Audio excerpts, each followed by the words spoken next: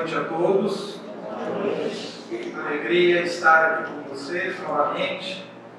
Uma satisfação que nessa noite de comemoração possamos refletir Kardec, essa figura que certamente um missionário que se preparou com muito afinco, muita dedicação, muita disciplina para que esta revelação chegasse até nós. E quando a gente fala de Kardec, a gente às vezes esquece o período pré-Kardec, né? Que na verdade Kardec é um pseudônimo adotado por Hippolyte Léon Denis Rivail, que nasceu, né, no dia de hoje, 3 de outubro de 1804.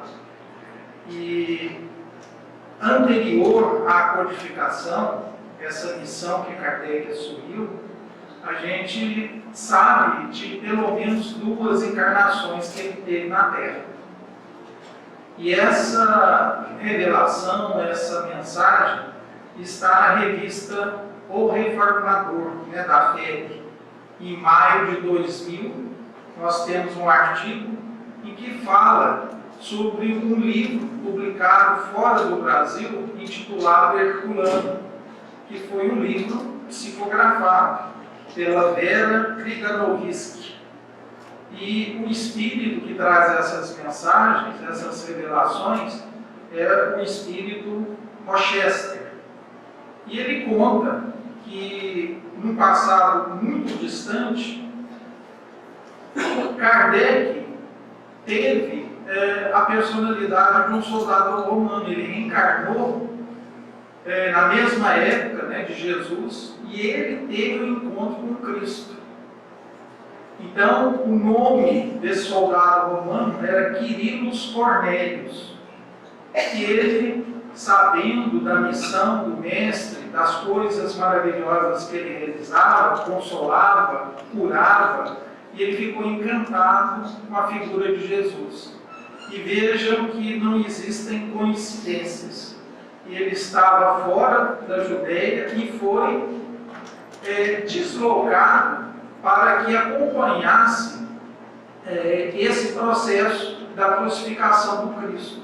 Então ele estava encarregado, após o martírio do Cristo, já aguardando a sua crucificação, de levá-lo até as cruzes, né, que ali estavam sendo preparadas. E ele, vendo Cristo naquele sofrimento, sem o conhecê-lo, ele faz uma proposta para o Cristo. Você que está aí trabalhando, ajudando as pessoas, eu não estou à sua altura. Eu gostaria de ceder as minhas roupas para que você saísse daqui. E essa chave que você vai encontrar um pequeno portão nesse corredor estreito e sair.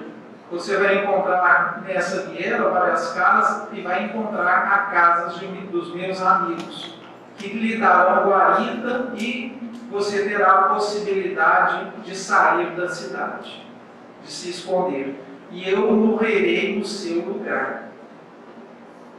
Forte, né?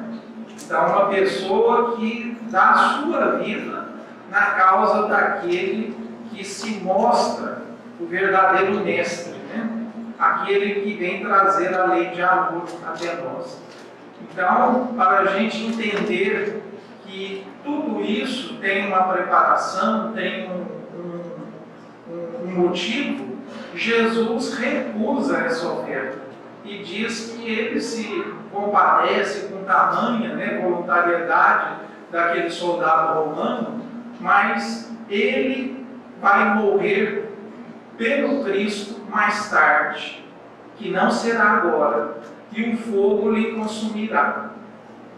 Olha que interessante, né? Jesus já vendo a futura reencarnação desse soldado em outro país, na Tchecoslováquia, onde ele assumiria a condição de um teólogo, de um padre.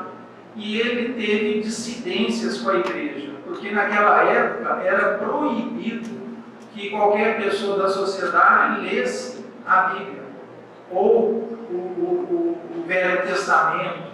Então, tudo que aquilo que era considerado obra sagrada, a população não poderia ler.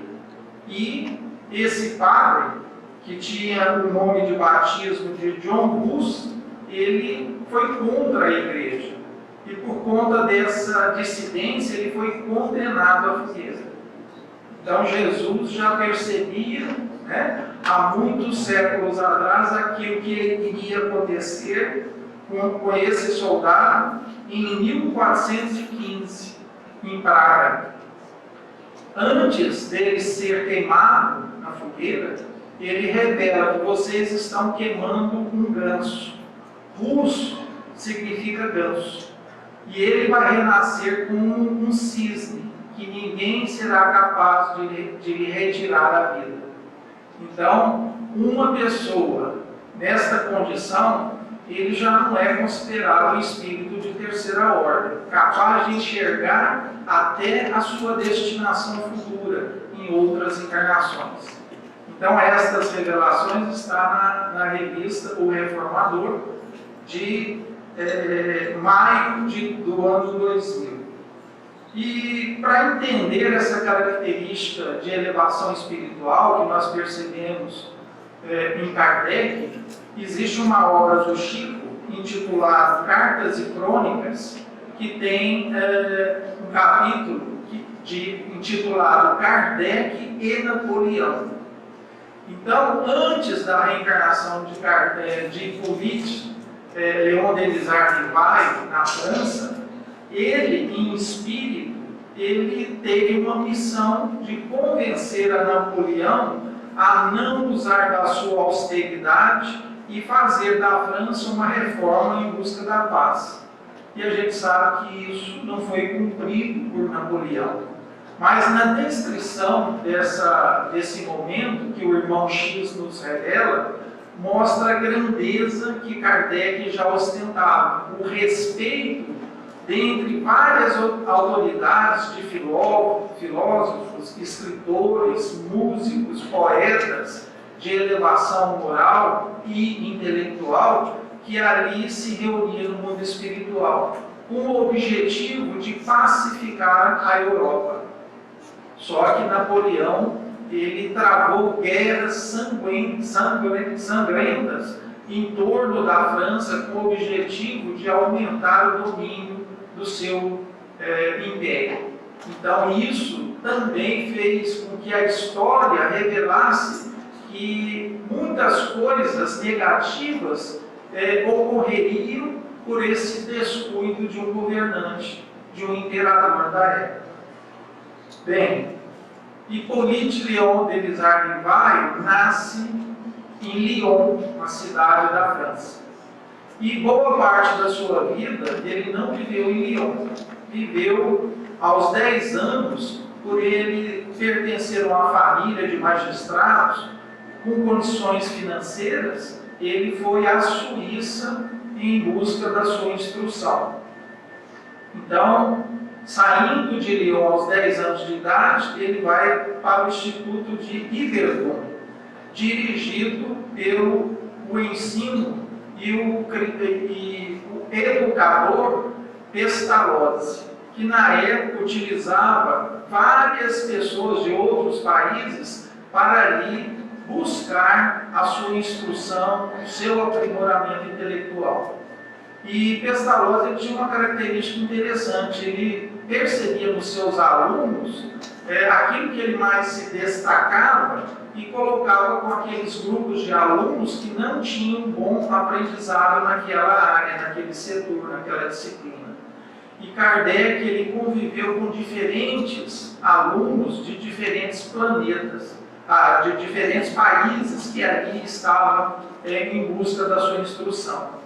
Então, isso para o preparo da missão da codificação foi muito importante.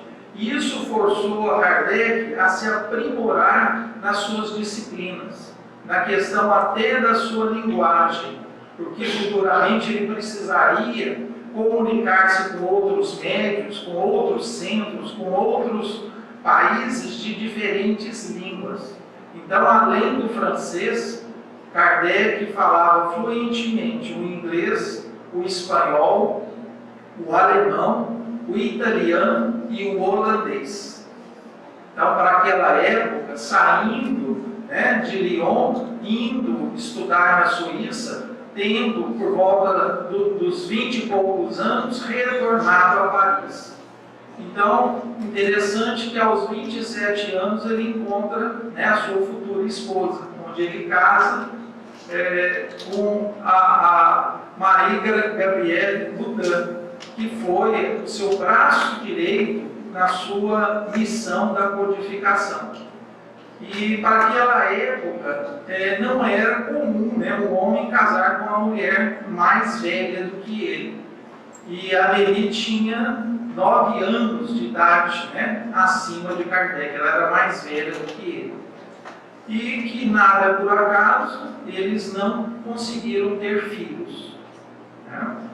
Então, a proposta, né, desse missionário, e grandes missionários que nós comparamos na nossa história, percebemos que o laço familiar, a responsabilidade e a tutela, né, da filiação, isso causaria obstáculos e dificuldades no seu trabalho.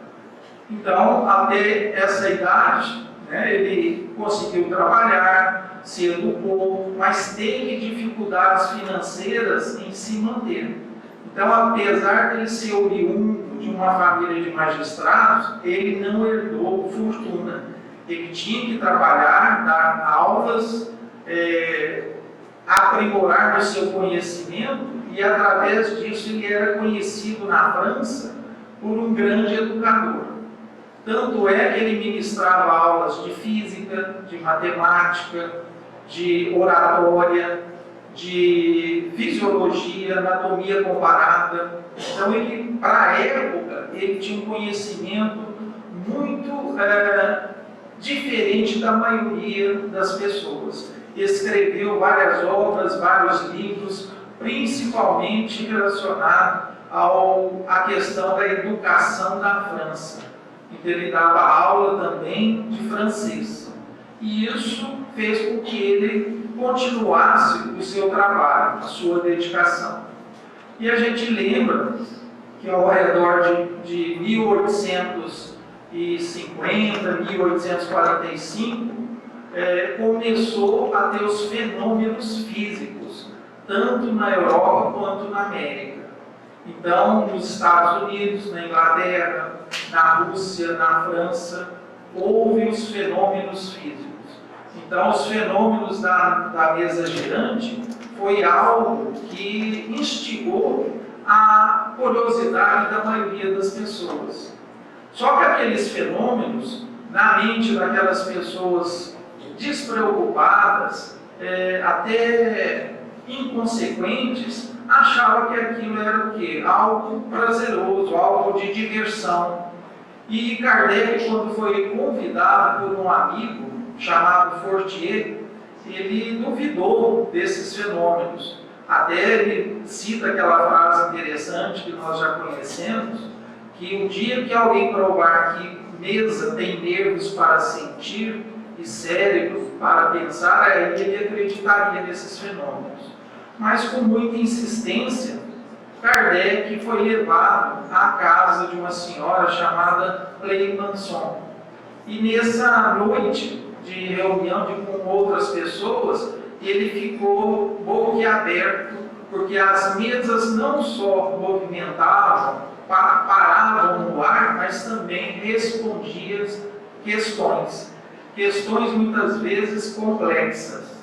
E isso fez com que Kardec redescobrisse aquilo que era considerado um ideal para ele, saber o sentido da vida, as origens, as explicações que as crenças religiosas daquela época não eram capazes de explicar. Então Kardec ficou entusiasmado. E prévio a esse contato, os seus amigos já anotavam questões e respostas que foram feitos durante essas sessões, né, de efeitos físicos. Então, Kardec vê ali um corpo doutrinário capaz, né, de modificar o conceito e o entendimento da humanidade. Então, algumas pessoas que iam nessas reuniões de efeitos físicos, querendo saber se iriam casar, se iriam ter filhos, quantas pessoas da família ele ia constituir família, e isso era coisa considerada vulgar, sem sentido no entendimento de Hipólito Denizar Rivail. Então, ele passa a ter uma frequência maior nessas reuniões. E tinha uma família com 2 filhas, uma de 16, outra de 14 anos, que recebiam os espíritos. E Kardec as utilizava para os esclarecimentos que ele achava necessário. Então, a família Gauguin, a mais velha Caroline e a Jolia, a mais nova, recebiam espíritos, e dentre esses vários espíritos, existia um que sempre estava nessa reunião, que era o Zéfiro.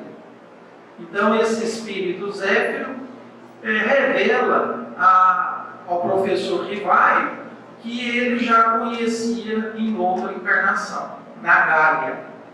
Então, Kardec tem a notícia que ele era um druida, ou seja, era uma pessoa ligada à religião, um sacerdote, e que ele tinha o nome de Allan Kardec nessa época. E aí ele enxerga a divisão que deveria ser feita. Até então, ele era conhecido pelas suas obras, pelo seu ensino, como professor Rivail. E, tendo a missão de compilar essas obras, ele passa a adotar o nome de Allan Kardec, porque ele tinha um entendimento que estas revelações não eram dele. Ou seja, o conteúdo não lhe pertencia. Da mesma sorte que Chico falava isso, né, que essas obras não me pertencem, eu sou só o intermediário, né, eu sou o carteiro, eu só entrego as cartas, mas quem escreve essas mensagens são os espíritos. E o professor Rivail era conhecido na sociedade como Allan Kardec, ele não escondia isso não ficava oculto ao conhecimento da sociedade.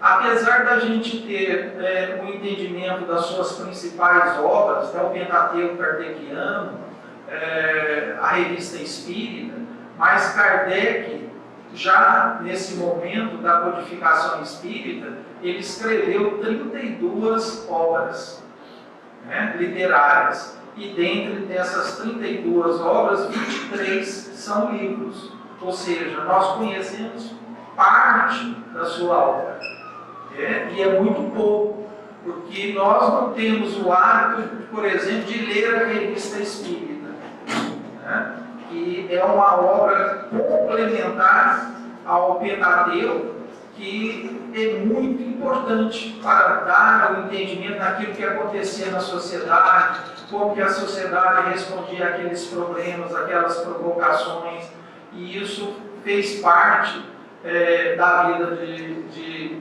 Kardec. Então, as principais obras que nós vamos relembrar, que Kardec trouxe até nós, é o Livro dos Espíritos, que muitos falam que Kardec nasceu na mesma data que foi lançada o Livro dos Espíritos, em 18 de abril de 1857, que, comparativamente, uma analogia que a gente pode aceitar, em que ele, na primeira edição, lança 501 perguntas e respostas. E esse livro tinha muita dúvida se ia vender, e foi um sucesso, a ponto de ter que fazer novas impressões dessa obra.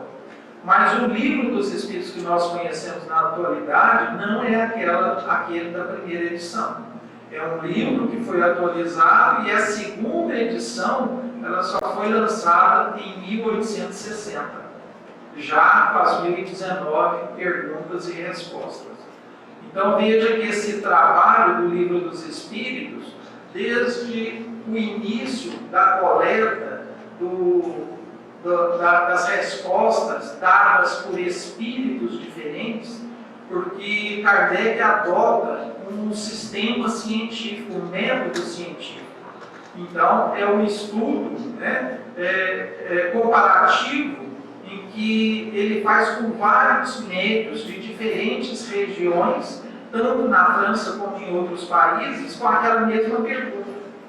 Então, dependendo da resposta, se ela era razoável, se ela era lógica, se ela não poderia ser desmentida, se era algo considerado forte e verdadeiro, ele aceitava.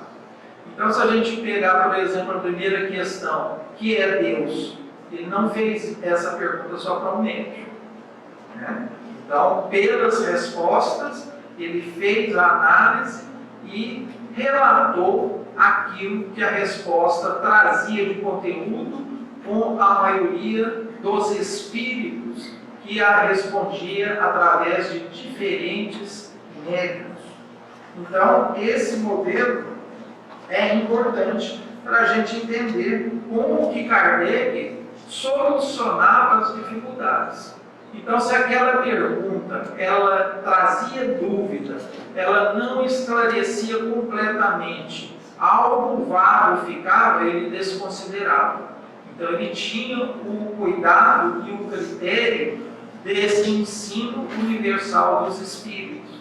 Então, esse ensino universal dos Espíritos trazidos até ele fez uma compilação daquilo que realmente poderia ser publicado. E a gente lembra, né, que esse livro dos Espíritos, ele motivou o surgimento das outras obras, até completar o Pentateuco. E se a gente lembrar das partes do livro dos Espíritos, a primeira parte das leis naturais, a segunda parte do mundo dos espíritos, a terceira parte das leis morais, a quarta e última parte das esperanças e consolações. Cada parte dessa refletiu e incentivou a publicação de uma nova obra. Então, das causas naturais, a primeira parte gerou o livro A Gênese. Do mundo dos espíritos gerou o livro dos médiuns.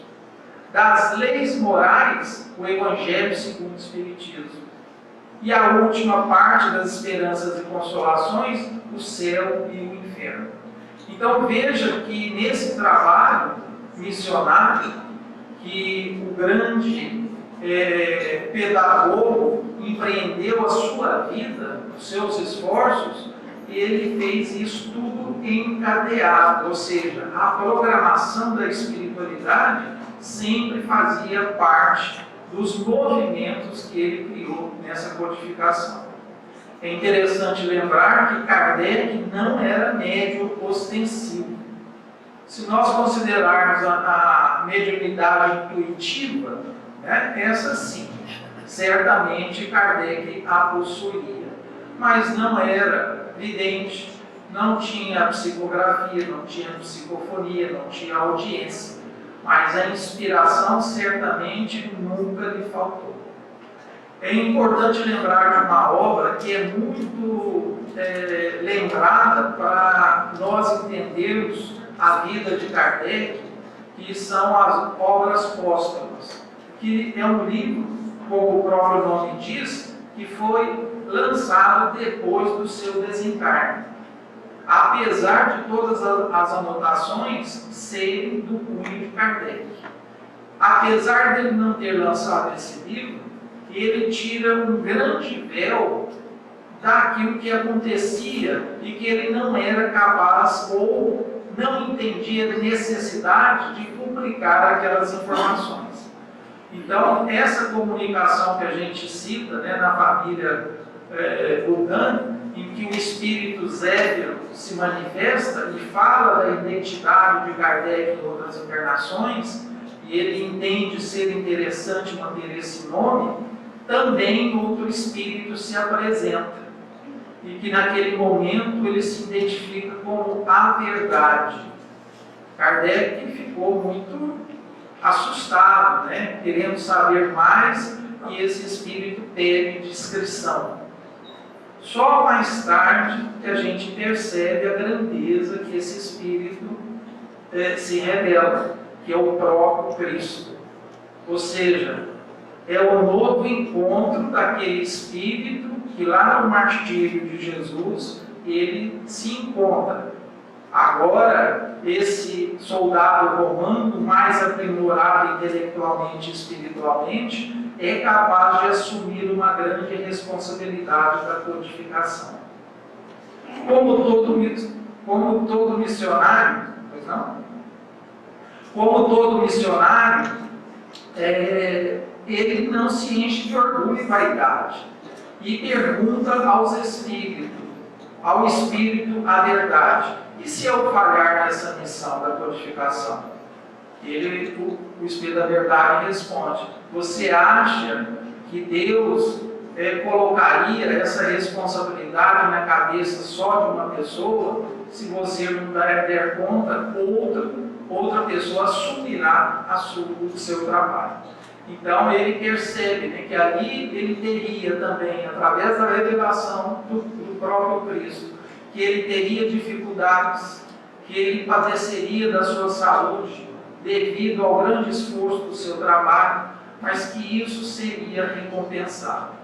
Então, Kardec nos mostra a dedicação dada, né, a verdadeira caridade daquela instrução que ele possui em compartilhar com as pessoas. Quando ele percebe que a sua obra já alcança vários horizontes na face da terra, aquilo para ele era um júbilo. Aquilo movia e dava forças para ele continuar. Mas, como tudo do corpo é perecível, ele tem um acidente vascular cerebral com pedido de aneurisma, né? Em 1869, no dia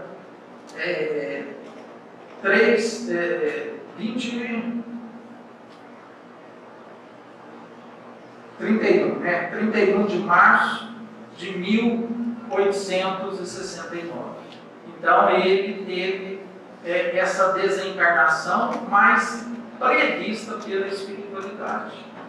A outra obra que nós citamos, que é a Revista Espírita, ela começou logo após a publicação do Livro dos Espíritos.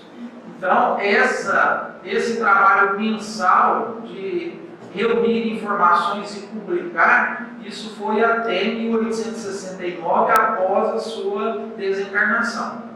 Porque ele havia notado muitas informações em que os seus amigos ali que o acompanhavam nessa tarefa complementaram a Revista Espírita. Então, é um trabalho árduo, né, realmente de um missionário. Se a gente olhar do ponto de vista da revelação, que foi em 1854 que ele teve contato com as mesas girantes e veio a desencarnar em 1869, é pouco tempo demais para trazer à humanidade tanta informação. Então, hoje nós temos a facilidade da internet, né? Das reuniões virtuais. Kardec naquela época escrevia, né, na caneta, né, na mão, e era mandar essas mensagens à distância, demorava, né, e nós não tínhamos a facilidade da comunicação e da publicação que nós possuímos nos dias atuais. Então, sem internet, sem WhatsApp, sem videoconferência, ele conseguiu reunir tantas informações. O próprio Obras Póstumas coloca também que Kardec deveria reencarnar em pouco tempo depois do seu desencarne para completar a sua obra. não sabemos qual foi a entidade, né, que aqui se representou. Então, talvez no mundo espiritual, quando estivermos lá, nós possamos matar a nossa curiosidade, né? Mas fica várias perguntas, várias dúvidas, né? Mas fica para cada um, porque isso não é, vamos dizer assim, comprovado, isso não temos recebidos de pessoas que têm autoridade, né? E que satisfaça os princípios desse valor que é a verdade. Então, Kardec lança muitas indagações à sociedade.